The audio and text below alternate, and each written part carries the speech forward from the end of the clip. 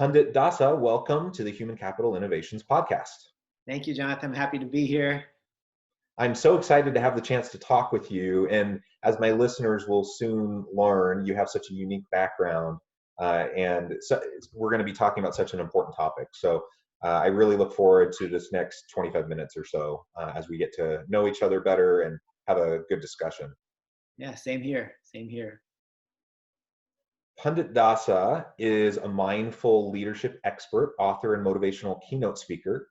His inspirational speeches aim to create a more mindful workplace culture, which increases productivity and improves retention. He encourages leadership and coworkers to appreciate and celebrate the success and contributions of others. Pandit captures the audience's attention by sharing his journey on how and why he spent 15 years living as a monk in New York City, the incredible life and leadership lessons he learned from that experience, and why he's no longer a monk. His story is chronicled in his book, Urban Monk. Some of the companies he has spoken at are Google, Citibank, IBM, State Farm, Federal Reserve Bank of Chicago, Kellogg's, and Nationwide Insurance. Again, so I'm so excited to have you on the podcast today. Before we launch into the topic of discussion for today, is there anything else, Pandit, that you would like to start off with in sharing with our listeners? Well, I mean, since you did mention that I lived as a monk, I'm assuming your listeners are wondering how in the world that happened. When I was a monk, the number one question I was being asked is, why did you become a monk? And now I'm not a monk. So the number one question I get asked is, why are you not a monk? So I figured that I can go ahead and start with that and just explain how that happened. It's obviously a very long story, but I think I've learned to tell it in about a minute. So for more details, people can go to the website or check out the book. So I grew up in Southern California. My parents came from India to the US with almost nothing in 1980. So the first thing they did was set up a small shop on Venice Beach just selling gift items. Real simple setup. Working 7 days a week, very hard, 10, 12-hour days basically. And within a matter of about 8 years, they developed a multi-million-dollar jewelry business. So we began living this incredible American dream, bought a house on the hills of Los Angeles. Everything was great. Then in the early 1990s, the jewelry factory burnt down. We lost everything, went completely broke. And at that point, we decided to explore new business opportunities in 1993 in post-communist Bulgaria in East Europe. So Bulgaria had just come out of communism. No one spoke English in that country at that time, so it was a very interesting experience. Couldn't talk to the cashier, to the post office folks, phone operators, no one spoke English. So just imagine that. Nothing on TV was in English, and there was no real internet there at that time. There was no cell phones. So just imagine, I went 50 years behind in technology, but that was when I started my own mindfulness practice and my own meditation practice living in Bulgaria. I didn't go to Asia to practice like a lot of people do. I was in post-communist Bulgaria then because I needed something to keep me sane between all that was happening. 2 years into Bulgaria, we decided to leave because the country was a little unstable, came back to the US. And then in 1999, I decided to just go to India to live as a monk for a month. Just live with monks, not to live as a monk, but to live with monks. It was like a retreat. Ended up spending 6 months living with different monks in different monasteries. Loved it so much, came back to the US, moved into the monastery in New York City. Spent 15 years living as a monk in New York. That wasn't expected. That wasn't part of my life plan. That wasn't like your 5-year, 10-year plan, but it happened. And then at some point, I felt like I'd learned everything that I could have for the monastic life. And I was doing a lot of speeches on stress management, wellness, well-being. I took that into the corporate environment. I wanted to take it into the corporate environment, and I did. So I left the monastic life about 6 years ago. So I think that was longer than a minute, but that was my whole story. That covered about 30 years within about 2.5 minutes. I think it's yeah. So interesting.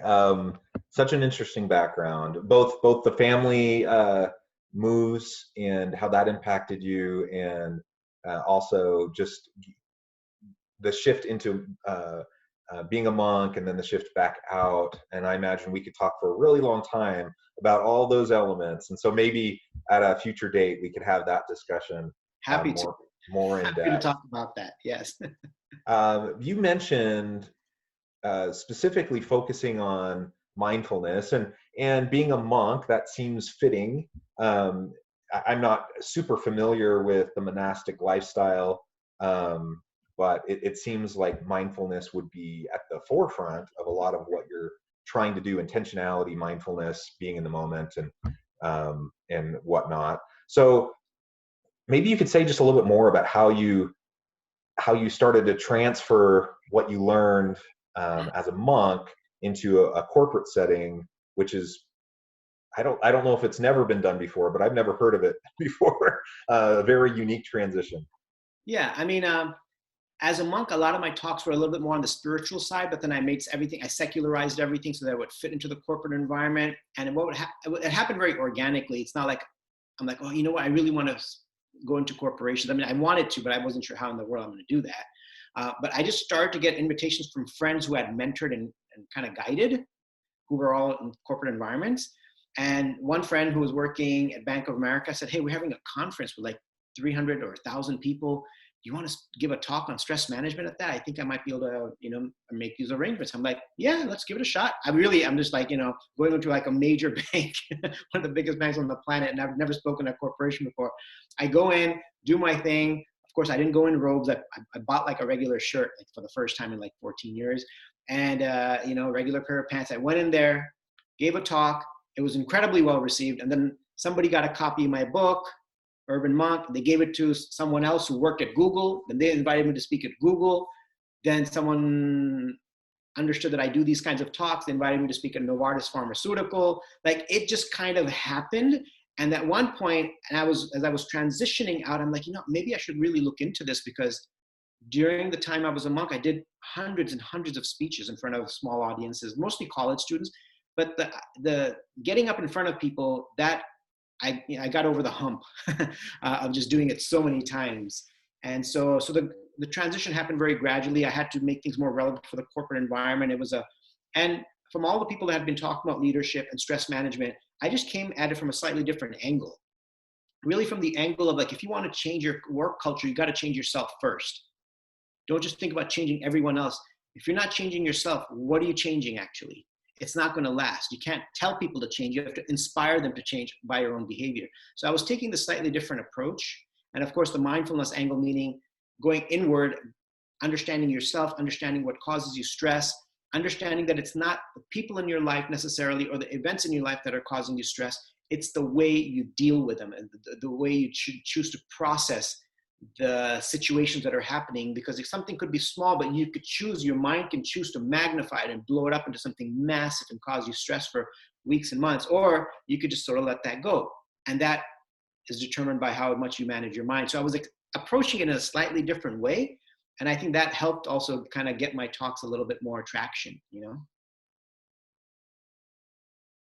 Yeah, that's super interesting. And you're right. I think we're in an age where mindfulness is discussed a lot.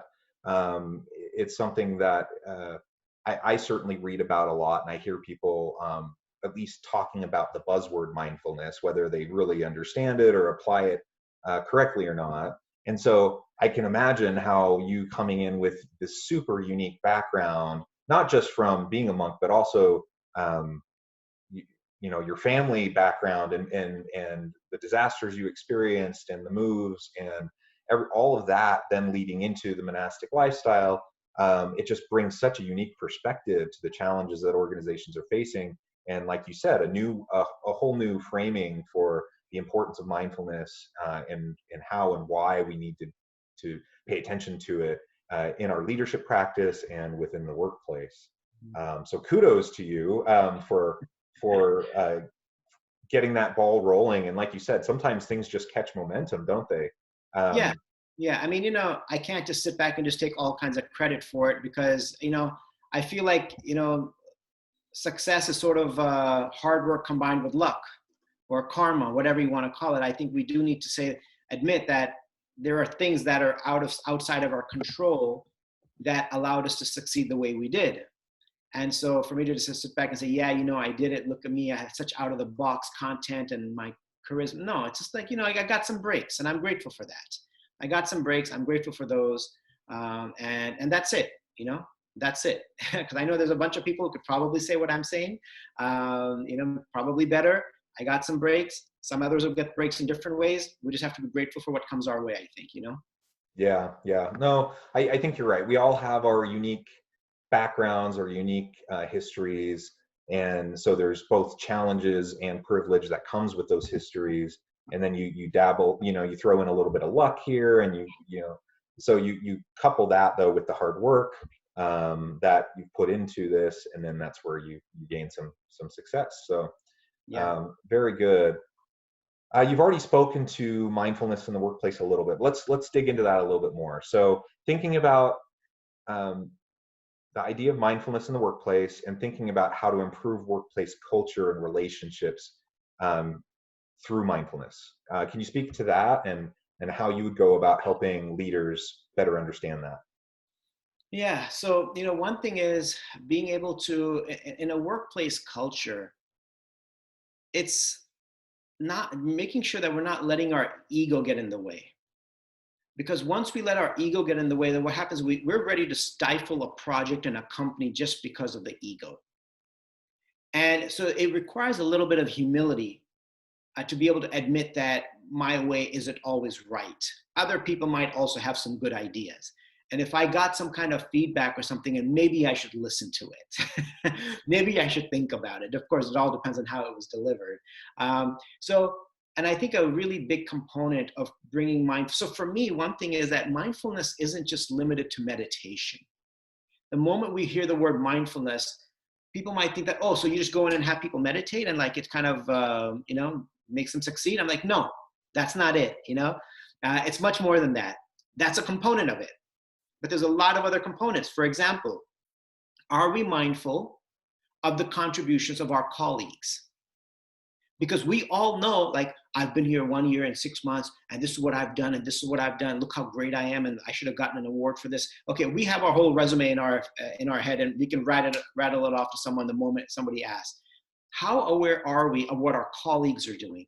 What about the guy next to me? Obviously, he's still sitting here getting a paycheck, or she's sitting here getting a paycheck. She's obviously doing a lot of work too. Have I even thought about what they're doing? And have I thought about how their work is helping my work? Have I thought about saying, hey, I really love what you've done. Thank you, because it's really helping me as well. Thank you for your work. Thank you for your words. Thank you for your encouragement. Have we taken the time to appreciate the people around us? Because success is never a one-person story. It's never a one-person story. There's always so many people in the background doing things, people we may not see or recognize or note, that what they're doing contributed to my success. And I think creating a mindful workplace culture is to train ourselves to really appreciate the contributions of our colleagues and to actually appreciate them for it. That means actually physically taking the time out of your day or week at some point saying, this next 10 minutes, I'm going to think about some of my colleagues. What are they doing? Because otherwise it just becomes very self-centered. And if everyone's just self-centered in that way, no one's thinking about what others are doing, then where's it going to go? If it's every man and woman for themselves, then the big picture is going to be lost. So I think this is what I teach. Like I teach people to like actually take time out of their day to think about how others are contributing and to actually go and appreciate them for something. Maybe somebody said something in a meeting and you liked. Hey, go up and say that, I really appreciated your comment. That was so needed. I'm glad you said it. Thank you. Or what you said was really inspiring. Oh, I heard you talking with a client and I know the client was really upset and you really calmed them down. Thank you so much. That I learned something from you. It's okay to admit you learned something from someone else. And that's what I mean by putting aside the ego. And now, what happens when someone compliments it or appreciates us? It gives us a boost, doesn't it? Like we feel good. Who doesn't feel good when you get appreciated? Now, I've just appreciated this one person. Now they're feeling good. I've given them a good feeling. I've uplifted them. That's coming back to me somehow or other. They're gonna look for a way to kind of compliment me. Like it's just hard for a human being to get something and not to give something back. Or I feel the universe will send it to some other person. But I have the power every day to uplift someone else. I have that power. And why not utilize that power to uplift someone else, and it'll probably come back. So that's one component of can I just to chime in on that? I love the idea of of never suppressing a kind thought, right? So people, you said it perfectly. People all around us are constantly contributing to our well-being, our success, our happiness, our joy.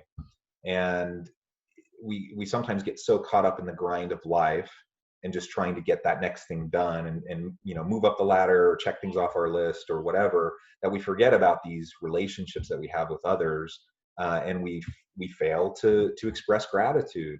And we really, I feel like anytime my heart is pinged to thank somebody for what they've done for me or to compliment them or whatever, anytime my heart is pinged to do that, I should resist the urge to suppress that kind thought.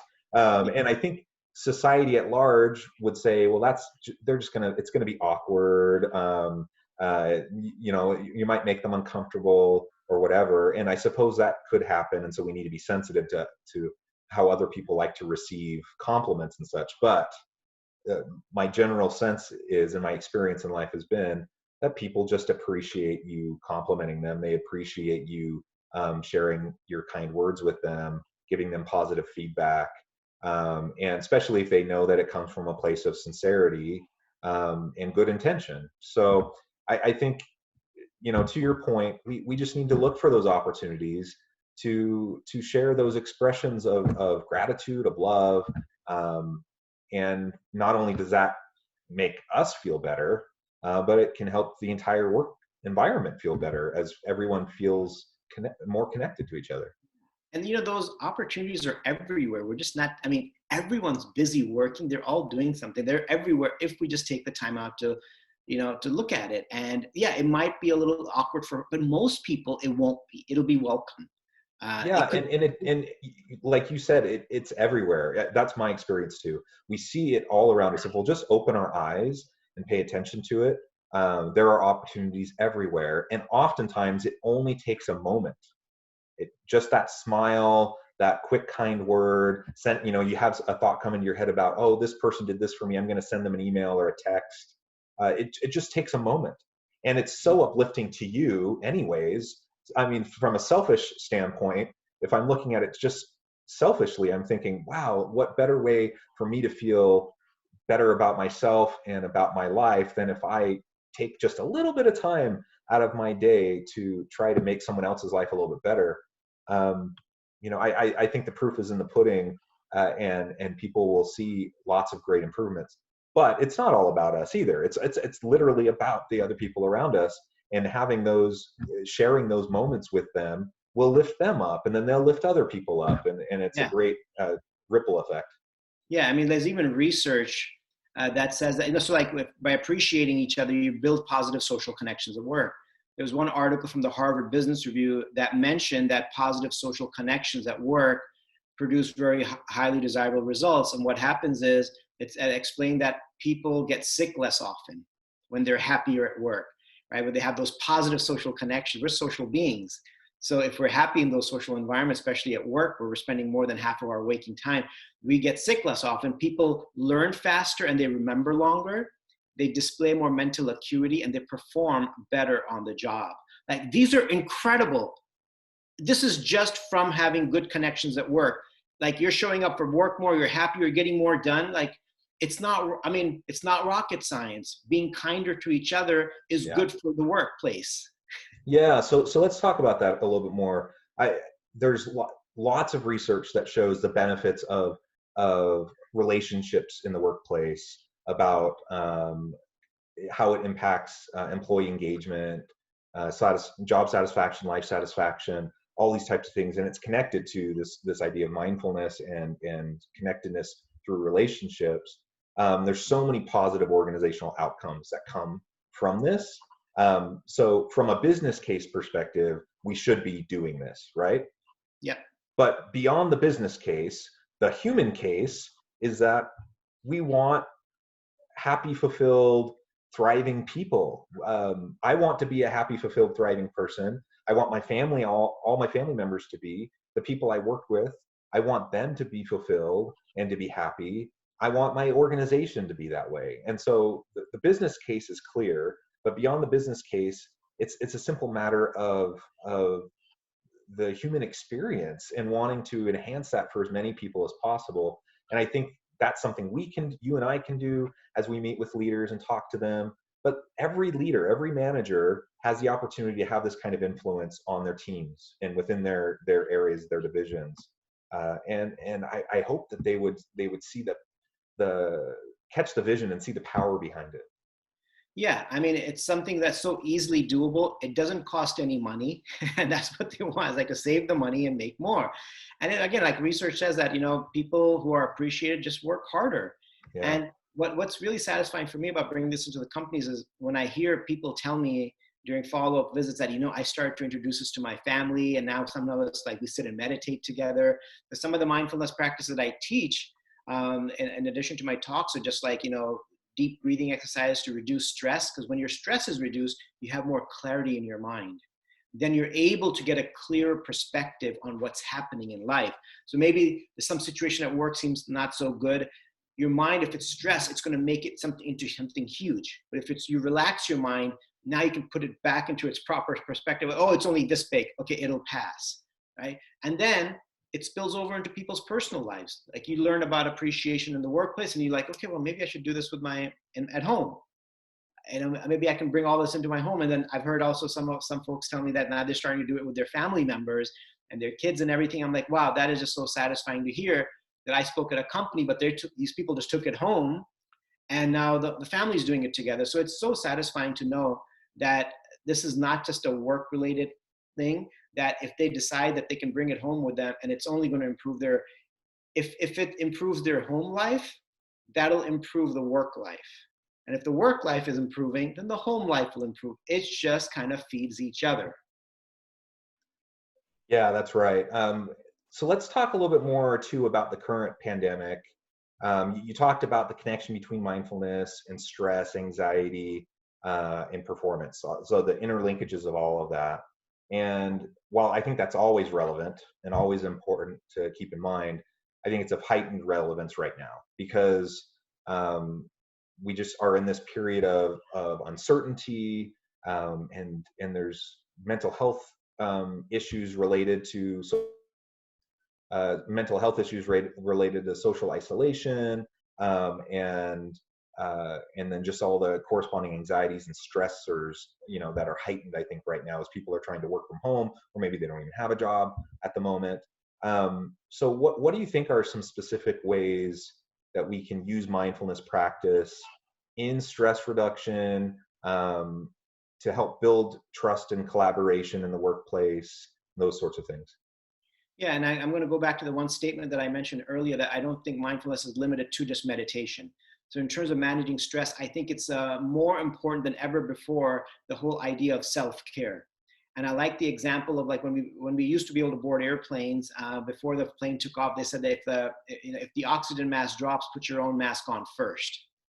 And I think we got to remember that if we're not putting our own oxygen mask ourselves, if we're not giving ourselves the self-care that we need, how are we going to really be there for our family members, because we're all not confined together? And how are we going to show up for our colleagues?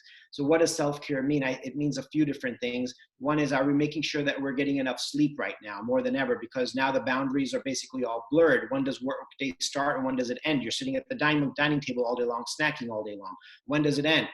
Creating a schedule, having those boundaries, making sure we're getting a good enough amount of sleep, 6 to 8 hours, making sure we're not drinking coffee or caffeine before going to bed, making sure we're not doing some aggressive exercise going to bed, dimming the lights, making sure we create an environment where we can get enough sleep.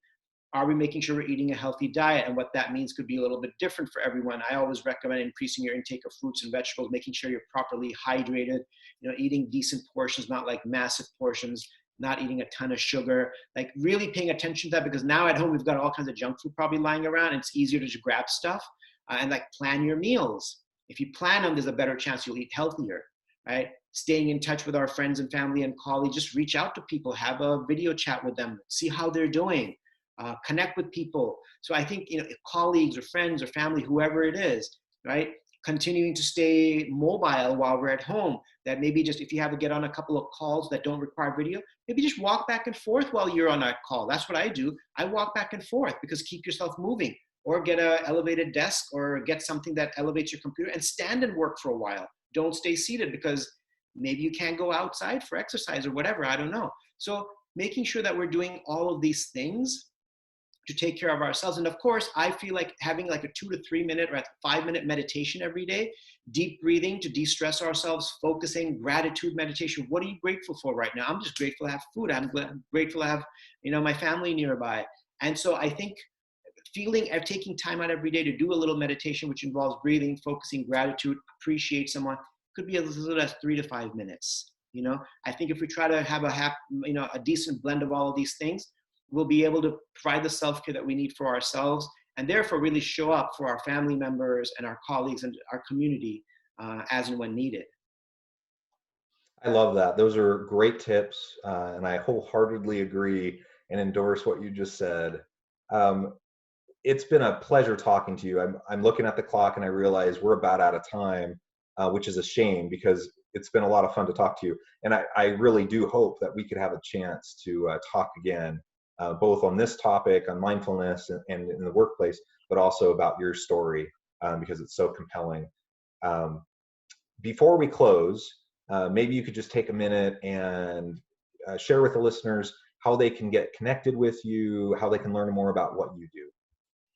Yeah, so one thing is I'm available on LinkedIn. I post videos and motivational quotes on LinkedIn, and my LinkedIn, you can just find me as Pandit Dasa. And my website is panditdasa.com. There's a lot of articles on mindfulness and mindfulness in the workplace. There's a lot of motivational videos I've posted on there. A list of the different speeches and workshops I do in corporations is on there as a contact form if you want to reach out and connect and explore something like that. So yeah, my name, you can find me on Instagram, LinkedIn, my website, Pandit Dasa. And I definitely look forward to connecting, and I'm pretty good at responding to messages and things like that on LinkedIn and even through my website as well.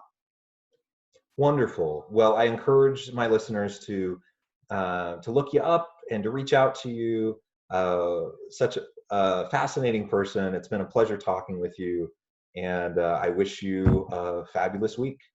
Thank you, Jonathan. Same to you. It was a pleasure speaking with you as well. Thank you.